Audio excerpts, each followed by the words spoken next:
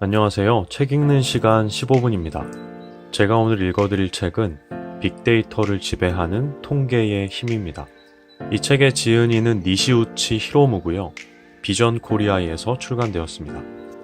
이 책은 총 7개의 장으로 되어 있는데요. 저는 1장부터 읽어드릴 겁니다. 1장의 제목은 빅데이터, 통계학에서부터 시작하라고요. 1장은 4개의 이야기로 나뉘어집니다. 1장의 첫 번째 이야기는 실생활과 밀접한 통계 리터러시인데요. 지금부터 읽어드리겠습니다. 1903년 H.G. 웰스는 읽기, 쓰기 능력과 마찬가지로 통계학적 사고 역시 장차 사회인이 갖춰야 할 기본 교양이 될 것이라고 예언했다. 위 글은 하버드 대학 메디컬 스쿨에서 사용하는 통계학 교과서 첫머리에 적혀있는 내용이다.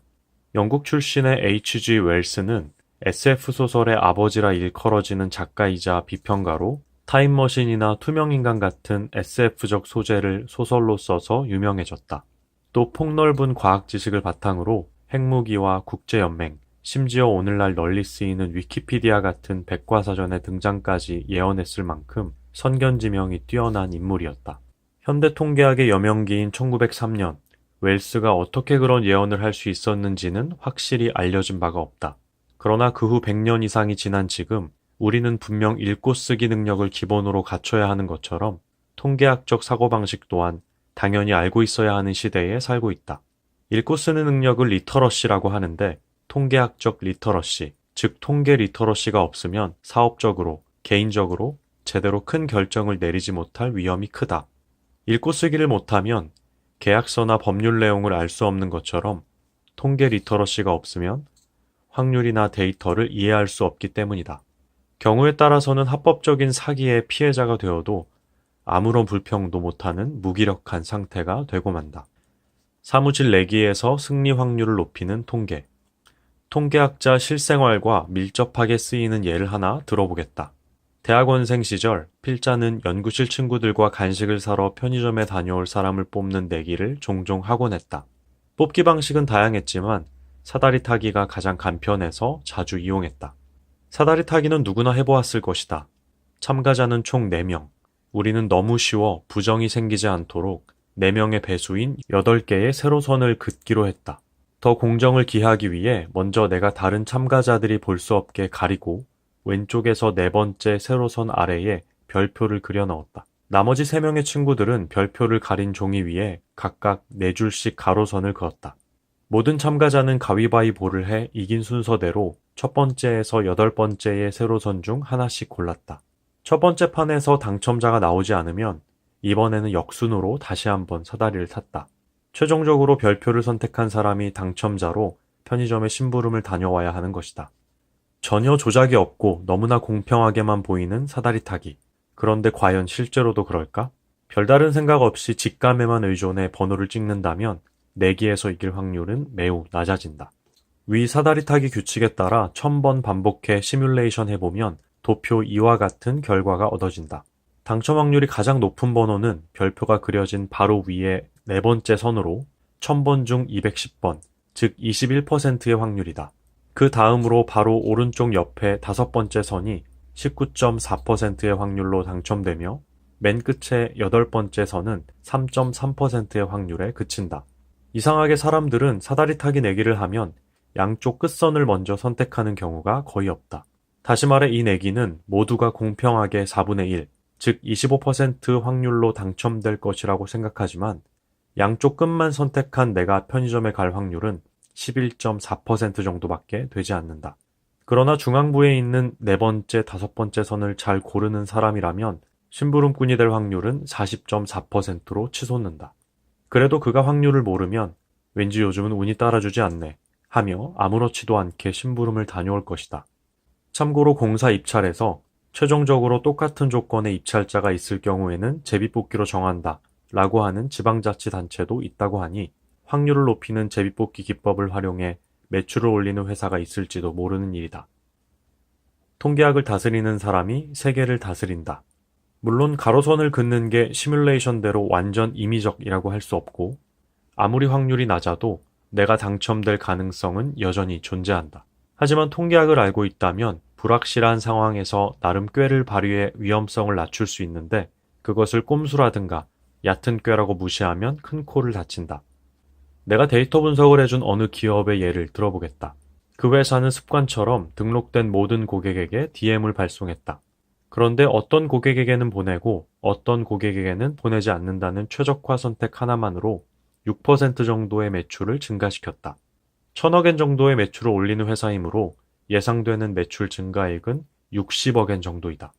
DM 발송량을 줄였으니 오히려 비용은 낮아졌다. 단지 DM 발송 효과가 있는 고객과 그렇지 않은 고객 기준만 분명히 정해서 발송했을 뿐인데 이렇게 어마어마한 매출 증대를 일으킨 것이다. 분명 기업 수준의 의사결정에서는 통계를 이용한 이런 작은 꾀가 무시돼도 좋을 꼼수라고 볼 수는 없다. 이것이 바로 통계학이다. 21세기를 사는 우리가 통계학을 모른다면 60억엔가량의 돈이 순식간에 허공으로 사라져버리는 것이다. 통계학 지식은 현대 비즈니스맨이 지녀야 할 최강의 무기로 통계 자료는 모든 의사결정에 가장 먼저 필요한 기본 장비이다.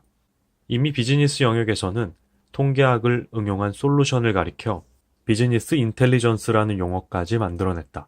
인텔리전스는 007 같은 스파이 영화에 종종 등장하는 CIA의 가운데 단어로 정보를 저장해 새로운 상황에 이용할 수 있는 이라는 뜻이다. 손자병법으로 그 이름을 널리 알린 손자의 시대부터 지금에 이르기까지 전쟁에서 정보의 중요성은 아무도 부정하지 못한다.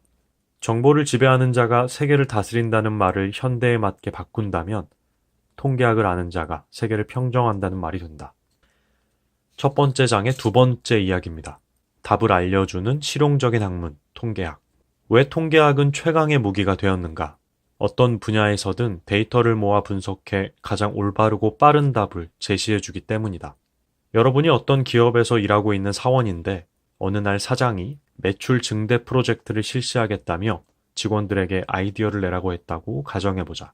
아마도 여러 부서에 포진하고 있는 제 딴에는 날고 긴다는 베테랑 사원들이 내 감각으로는 이라든가 오랜 경험에 비춰볼 때 같은 주관적인 근거를 들먹이며 이런저런 제안들을 내놓을 것이다. 단언해도 좋다. 여러분의 회사에 충분한 데이터가 축적돼 있다면 데이터 분석도 없이 감과 경험만으로 논의를 거듭하는 것은 시간 낭비일 뿐이다.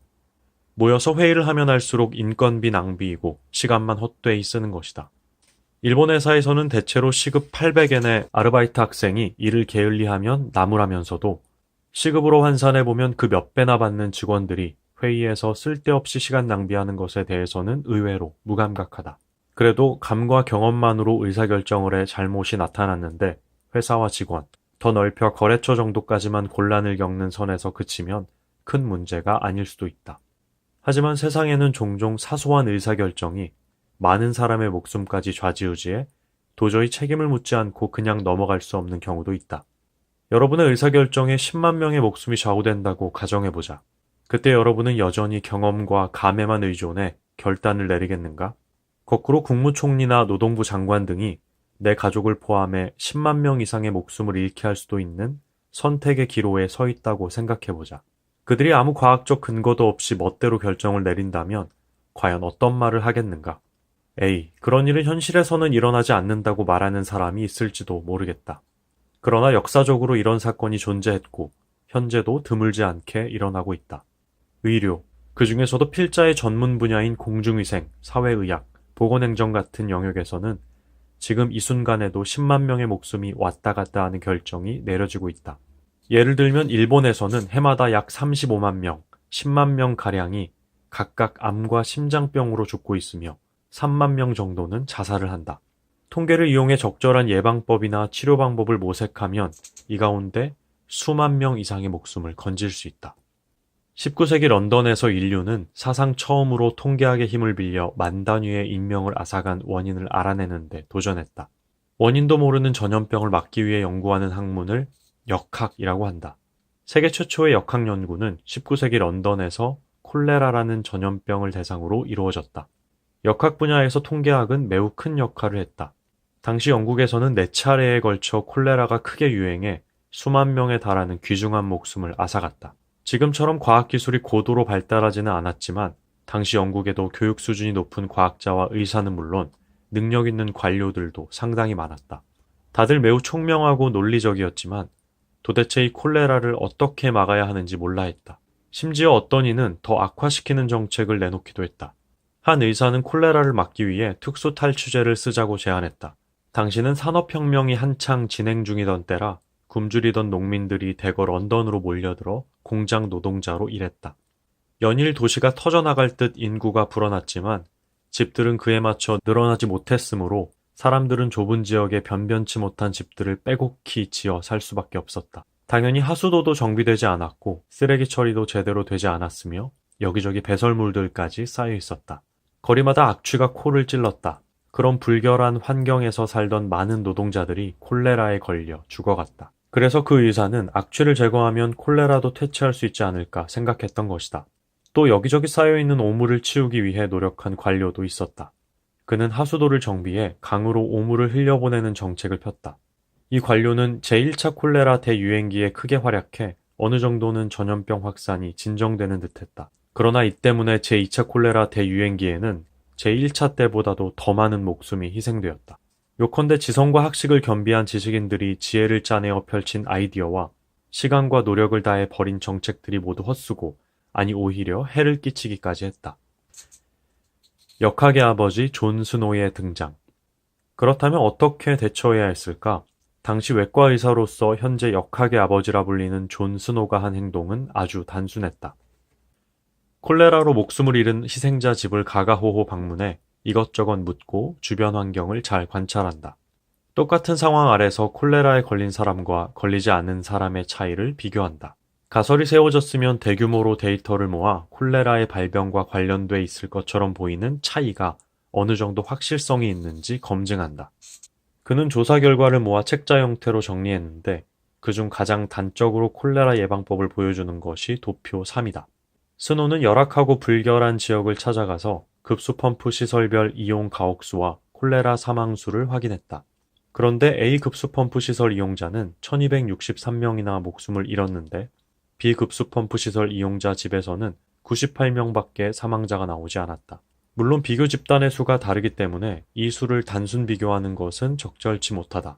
가옥수가 많을수록 그만큼 콜레라 감염자가 포함될 확률이 높아지기 때문이다. 그래서 스노는 1만 채 비율로 두 집단의 사망자 수를 비교했다. 그 결과 역시 A급수 펌프 시설을 이용하는 집의 사망자가 8.5배나 많았다. 이처럼 급수 펌프 시설만 다르고 다른 조건은 거의 동일한데도 위험도가 8.5배나 차이가 있다면 당연히 뭔가 이유가 있을 것이다. 스노는 이 결과를 토대로 지극히 단순 명료한 콜레라 퇴치법을 제시했다. 우선 잠시 동안이라도 A급수 펌프 시설의 물은 이용하지 않는다. 스노가 이 발표를 하고 약 30년 후 독일의 세균학자 로베르트 코흐가 콜레라의 병원체인 콜레라균을 발견하게 된다. 그 균은 물과 밀접한 관련을 맺고 있으며 콜레라 환자의 배설물에도 포함되어 있고 콜레라균이 섞인 물을 마시면 콜레라에 감염된다는 것이 증명되었다. 이후의 내용이 궁금하시면 이 책을 구매하셔서 읽으시면 됩니다. 오늘의 책 읽기는 여기서 마치겠습니다.